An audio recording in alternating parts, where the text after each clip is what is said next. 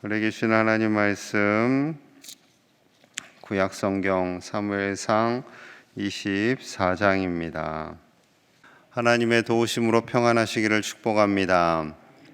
다윗은 계속해서 도망자의 삶을 살고 있습니다. 어제 묵상했던 23장에서 다윗이 사울에 의해 잡힐 뻔한 아주 위급한 상황이었지요. 그때 하나님께서 정확한 타이밍에 블레셋을 보내셔서 사울은 어쩔 수 없이 그들과 전쟁하러 가게 됩니다. 자, 이제 전쟁을 마쳤어요. 전쟁을 마치고 사울이 다시 할 일은 또 다윗 잡으러 다니는 일이에요. 자, 1절과 2절 봅니다. 사울이 블레셋 사람을 쫓다가 돌아오매. 자, 이 전쟁을 치르고 돌아왔어요. 어떤 사람이 그에게 말하여 이르되 벗어서 다윗이 엔게디 광야에 있더이다 하니 누군가 다윗을 또 고발합니다. 사울이 온 이스라엘에서 택한 사람 3,000명을 거느리고 다윗과 그의 사람들을 찾으러 들염소 바위로 갈새. 사울은 온 이스라엘에서 택한 사람 군인들이죠. 탁월한 군인들 3,000명을 이끌고 다윗과 그를 따르는 자들을 잡겠다고 지금 또 들염소 바위 쪽으로 가게 됩니다. 사울의 생각은요, 온통 다윗을 잡아 죽이는데 가득합니다. 그래야 왕위를 자신의 아들 요나단에게 물려주기 때문이지요. 다윗을 찾아 수색하다가 마침 자신은 모르고 다윗과 그 일행이 숨어있는 굴에 들어가게 됩니다. 이 굴 안은 어둡잖아요. 밖은 환하고. 그래서 환한 곳에서 어두운 곳으로 들어가면 깜깜하고 아무것도 보이지 않습니다. 자, 3절입니다. 길가 양에 우리의 이른즉 굴이 있는지라 사울이 뒤를 보러 들어가니라. 다윗과 그의 사람들이 그 굴 깊은 곳에 있더니 사울이 피곤했어요. 지금 급하게 블레셋과 전투를 치르고 돌아오자마자 다윗 잡으러 왔잖아요. 그러니까 이제 지치고 피곤하니까 뒤를 보러 들어갑니다. 이 뒤를 보러 들어갔다라는 것은 대변을 보다 혹은 낮잠을 잔다라는 표현입니다. 그걸 완곡적으로 표현한 거죠. 이제 피곤한 몸을 잠시 쉬러 이제 굴 속에 들어가서 왕이 낮잠을 자려고 하는 거죠. 자, 그런데 그 안 깊은 곳에는 다윗과 그의 사람들이 있어요. 굴이 굉장히 컸던 것 같아요. 자, 잡니다. 얼마나 지금 이 사울을 죽일 수 있는 좋은 기회죠. 좋은 기회. 이거 하나님이 주신 기회입니다. 하고 또 다윗의 부하들이 다윗을 이게 살살 꼬십니다. 자, 4절 볼게요. 4절. 다윗의 사람들이 이르되 보소서 여호와께서 당신에게 이르시기를 내가 원수를 내 손에 넘기리니 내 생각에 좋은 대로 그에게 행하라 하시더니 라고 말을 했다는 거예요. 하나님께서. 이것이 그날이니이다 하니 다윗이 일어나서 사울의 겉옷자락을 가만히 베니라. 이 다윗의 부하들이요, 하나님께서 그러시지 않았습니까? 원수를 너의 손에 넘기겠다, 너의 생각에 좋은 대로 행하라 라고 하나님이 했다라는 거예요. 과연 그러셨을까 궁금합니다. 제가 볼 때는 이 부하들의 착각이죠. 그냥 분위기를 이렇게 몰아간 거죠. 이것은 하나님이 주신 기회입니다. 이 원수 사울, 어차피 하나님께서 다윗 당신에게 기름을 부었으니 당신이 왕이 될 것이고 이제 이 사람은 왕이 안 될 거니까 그냥 죽이고 끝을 냅시다. 이렇게 설득을 하는 거죠. 하지만 다윗은 부하들의 의견을 따르지 않습니다. 조용히 사울의 겉옷자락의 일부를 자르지요. 그런데 이것도 또 다윗의 마음에 걸렸어요. 자, 5절 6절 봅니다. 5절 6절 시작. 그리한 후에 사울의 옷자락 뱀으로 말미암아 다윗의 마음이 찔려 자기 사람들에게 이르되 내가 손을 들어 여호와의 기름 부음을 받은 내 주를 치는 것은 여호와께서 금하시는 것이니 그는 여호와의 기름 부음을 받은 자가 됨이니라 하고. 아멘. 하나님의 기름 부음 받은 사울 왕을 감히 그 왕의 옷자락을 벤 것도 하지 말아야 할 행동이었다라고 고백하는 거죠. 참 다윗이 마음이 착해요. 선해요. 내가 어떻게 하나님의 기름 부음 받은 왕의 옷자락을 자를 수 있는가? 그것마저도 찔립니다. 옷을 자르는 것도 찔리는데 어떻게 사울 왕의 목을 베겠어요? 그건 더더욱 할 수가 없는 일이었습니다. 하나님의 기름 부음 받은 자, 하나님께서 택하셨고 하나님께서 왕으로 세운 그분을 내가 감히 어떻게 할 수 없다라는 거죠. 여러분, 이것은요, 물론 사울이 왕이기 때문에 존중하는 것도 있겠지만 다윗의 마음속에 하나님을 경외하는 거예요. 하나님의 위대하심을 높여드리는 거예요. 하나님이 기름을 부으셨는데, 그래서 왕으로 세우셨는데 내가 감히 어찌 그 왕에게 함부로 할 수 있겠는가라는 마음인 거죠. 여러분, 출발이 중요합니다. 출발이 다윗은 하나님인 거예요. 출발이 왕이 아닙니다. 왕이기 때문에, 대통령이기 때문에, 담임 목사님이기 때문에가 아니라 하나님께로부터 간 거예요. 하나님께서 세우셨으니까, 하나님께서 기름 부으셨으니까, 비록 지금은 나를 잡아 죽이겠다고 이렇게 군대를 이끌고 돌아다니는 그런 부족한 왕이지만 그래도 하나님께서 일하실 것을 믿고 존중하는 거죠. 참 아름다운 믿음이지요.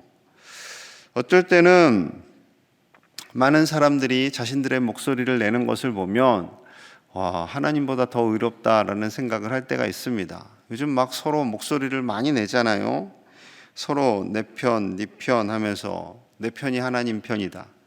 아니다, 우리가 하나님 편이다. 하나님은 우리 편이다 하고 서로 갈등을 겪는 일들이 있습니다. 기독교 안에 보수와 진보가 그러했지요. 한때 이것 가지고 막 싸우는 일이 있었습니다. 개인 구원을 강조하는 것이냐, 사회 구원을 강조하는 것이냐, 사회가 참 어려울 때 그로 인해서 갈등하다가 기독교 장로회와 예수교 장로회가 분리가 된 거지요.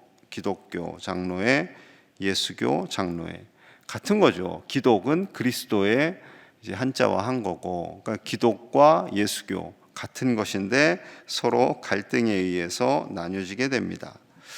여러분, 하나님은 결코 이러한 것들을 원하시지 않지요. 교회 안에는 이런 생각을 하는 사람도 있고 저런 생각을 하는 사람도 있습니다. 중요한 것은 오직 하나님, 그 하나님의 뜻 안에서, 하나님의 말씀 안에서 하나가 되고 서로를 존중하고 배려하고 인정하는 것, 그것을 하나님께서 원하시는 거죠. 교회 공동체는요, 하나님이 주인 되십니다. 그래서 모든 중심에는 하나님이 계셔야 돼요. 하나님께서 예수님을 교회의 머리로 세우셨고, 그리고 성령님을 통해서 교회가 운행되기를 원하십니다. 하나님의 뜻, 그 뜻만이 교회에서는 가장 중요한 기준이 되어야 되고, 하나님의 말씀만이 교회를 이끌고 가는 하나님의 일하심이 되는 줄로 믿습니다. 오직 하나님의 말씀, 그 하나님의 뜻을 가장 소중히 여기는 제1의 가족들이 되시기를 간절히 축복합니다. 하나님보다 앞서지 않은 그 다윗은요, 사울을 살려서 보냅니다. 부하들에게도 절대 사울을 공격하지 못하게 막습니다. 이제 사울이 멀찌감치 떨어졌을 거 아닙니까? 그때 이제 왕을 향해 예의를 갖춰서 목소리를 높이게 됩니다. 자신의 속상한 마음을 토로하는 거예요. 자, 11절 봅니다. 11절. 내 아버지여, 아버지로 표현해요. 보소서, 내 손에 있는 왕의 옷자락을 보소서. 내가 왕을 죽이지 아니하고 겉옷자락만 베었은즉 내 손에 악이나 죄가가 없는 줄을 오늘 아실지니이다. 왕은 내 생명을 찾아 해하려 하시나 나는 왕에게 범죄한 일이 없나이다. 내 아버지요. 아버지가 되긴 하죠. 장인어른이니까. 또한 하나님이 세우신 왕이기 때문에 극존칭을 표현하는 겁니다. 왕을 죽이지 않고 겉옷자락만 베었다라는 것은 제가 왕에게 죄를 지은 것이 없기 때문에 이렇게 한 것입니다. 왕은 저를 죽이려고 하지만 저는 결코 범죄한 일이 없습니다. 범죄한 거 없죠. 그냥 사울 왕의 시기 질투로 인해서 주변에 있는 사람들이 자꾸 모함을 하니까 거기에 이제 휩쓸린 거예요. 14절 15절 같이 봅니다. 14절 시작. 이스라엘 왕이 누구를 따라 나왔으며 누구의 뒤를 쫓나이까? 죽은 개나 벼룩을 쫓음이니이다. 그런즉 여호와께서 재판장이 되어 나와 왕 사이에 심판하사 나의 사정을 살펴 억울함을 풀어주시고 원하나이다 하니라. 아멘. 여기서 다윗의 두 가지 마음이 있어요. 첫째, 죽은 개나 벼룩을 쫓음이니이다. 그럼 죽은 개나 벼룩이 누구예요? 다윗이에요. 다윗. 저는 그저 죽은 개나 벼룩밖에 안 돼요. 왕이시여, 죽은 개나 벼룩 같은 저를 왜 그렇게 쫓아다니십니까? 왜 군대를 이끌고 저를 그렇게 죽이려고 하십니까? 지금 왕은 나라 일을 해야지 이 죽은 개나 벼룩 같은 저를 쫓아다니실 그럴 상황이 아닙니다 라는 거죠.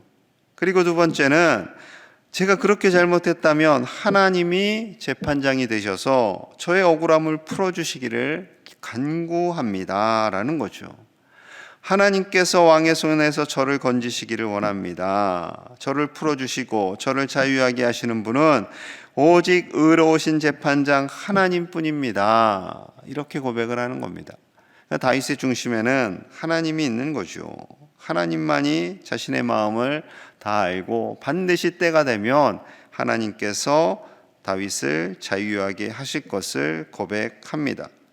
자, 이러한 외침이 감동이 되었어요. 그래서 사울도 길게 16절에서 21절까지 대답을 합니다. 정말 회개하고 돌아온 사람 같아요. 자, 16절, 16, 17절입니다. 다윗이 사울에게 이같이 말하기를 마침에 사울이 이르되 내 아들아 다윗아 이것이 내 목소리냐 하고 소리를 높여 울면서 말합니다. 다윗에게 이르되 나는 너를 학대하되 너는 나를 선대하니 너는 나보다 의롭도다. 울면서 다윗을 향해서 내 아들아 라고 말하며, 나는 너를 학대하고 너를 죽이려고 하는데 너는 나를 선대하는구나. 너가 역시 나보다 의롭구나. 이 자신을 죽이지 않은 것에 대해서 정말 울면서 고백을 하는 거예요. 울면서. 게다가 자, 20절 21절 같이 봅니다. 시작. 보라, 나는 내가 반드시 왕이 될 것을 알고 이스라엘 나라가 내 손에 견고히 설 것을 아노니 그런즉 너는 내 후손을 끊지 아니하며 내 아버지의 집에서 내 이름을 멸하지 아니할 것을 이제 여호와의 이름으로 내게 맹세하라 하니라. 자, 사울의 속마음이 나타난 거예요. 반드시 다윗이 왕이 될 것을 안다 모른다? 사울도 안다. 알아요. 그로 말미암아 이스라엘의 나라가 견고히 설 것을 알아요, 몰라요? 그것도 알아요. 하나님께서 다윗을 왕으로 세운 것도 알고 다윗이 나라를 잘 다스릴 것도 알아요. 그런데 그가 두려운 것이 있어요. 두려운 거. 21절. 너가 내 후손을 끊을까가 두렵다. 너가 내 이름을 멸할 것이 두렵다라는 거예요. 보통 그 시대에는 이 왕이 되면, 왕족이 바뀌면 그가 그 선대 왕의 그 흔적을 다 지워버립니다. 심지어 자녀들을 죽이기도 해요. 사울이 이게 두려운 거예요. 이게 두려움이 점점 커져요. 내가 다윗을 그렇게 죽이려고 하는데 이 다윗이 왕이 되면 내 새끼들 다 죽이겠지. 내 흔적을 다 지우겠지. 이 두려움이 커지니까 더 죽여야 되는 거예요. 더. 인간의 두려움이 이렇습니다. 그러니 그러지 않도록 맹세하라라는 거예요. 맹세하라. 당연히 맹세하죠. 당연히 맹세하죠. 그런데 참 안타까운 것은요, 사울이 울면서 얘기했잖아요. 여러분, 남자가 울면서 얘기하면 진심일 수도 있지만 아닐 수도 있습니다.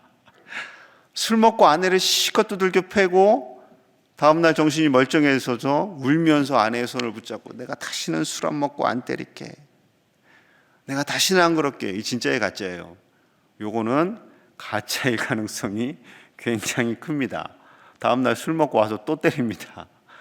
이런 남편하고는 제가 살으라고 참 말씀드리기가 굉장히 어렵지만 그럼에도 불구하고 살아오신 우리 권사님들 진심으로 축복합니다.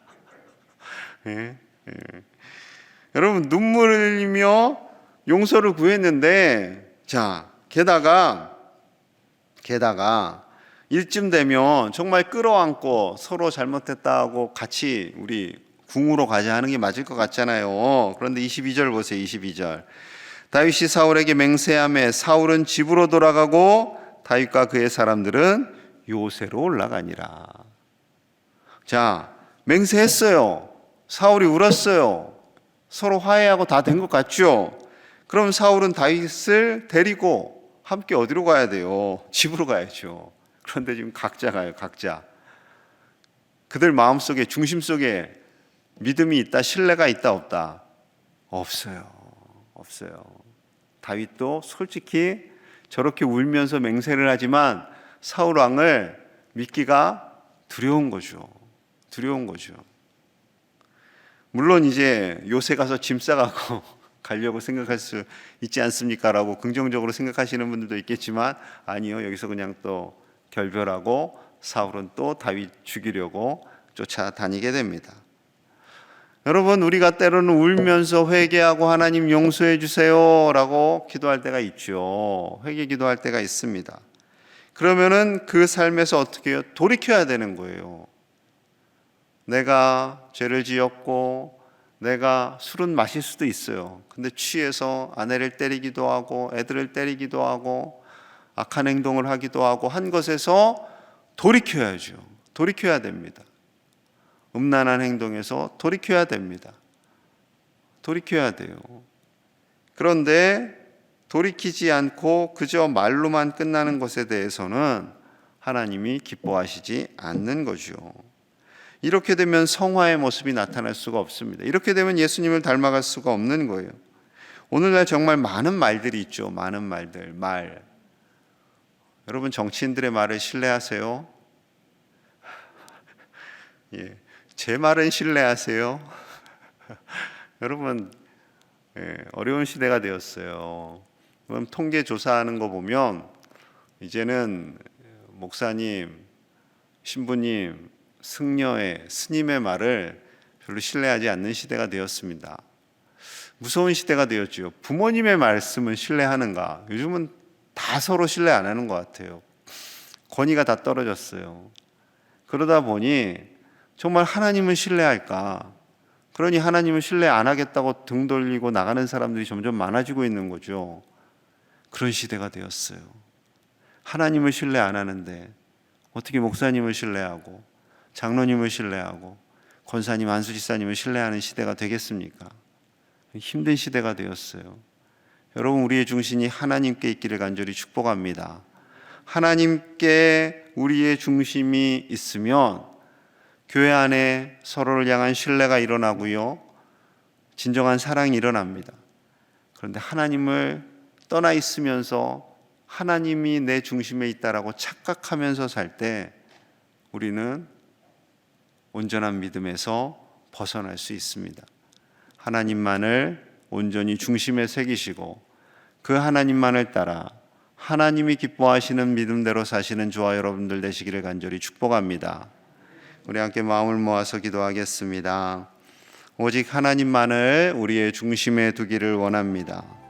하나님만을 우리의 신앙의 가장 큰 기준으로 두고 하나님의 말씀 안에서 사는 우리가 되기를 원합니다. 말과 삶이 일치되는 우리의 삶이 되게 하시고 예수님을 닮아가는 성화의 삶을 살아가는 우리 모든 가족들이 되기를 같이 기도하겠습니다. 하나님보다 앞서지 않고 늘 하나님만 따라가는 삶을 살게 하여 주옵소서. 또한 몸과 마음이 아픈 이들 위해서 기도하겠습니다. 코로나로 인해서 고통받는 분들, 여러 가지 질병으로 암으로 인해 또한 오장육부가 연약하고 마음이 연약해서 고통받는 이들 하나님 위로하시고 치료하시고 강건케 하여 주시옵소서. 함께 간절히 이 나라와 민족을 위해서도 기도하겠습니다. 하나님 아버지 감사합니다. 하나님의 은혜를 따라 이 자리에 나왔습니다. 아버지, 우리를 불쌍히 여겨주시고 우리 가운데 임재하셔서 우리의 마음 중심에 하나님이 거하여 주시옵소서. 하나님을 온전히 신뢰하기 원합니다. 하나님의 말씀을 온전히 믿고 따르기를 원합니다. 하나님 도와주시옵소서.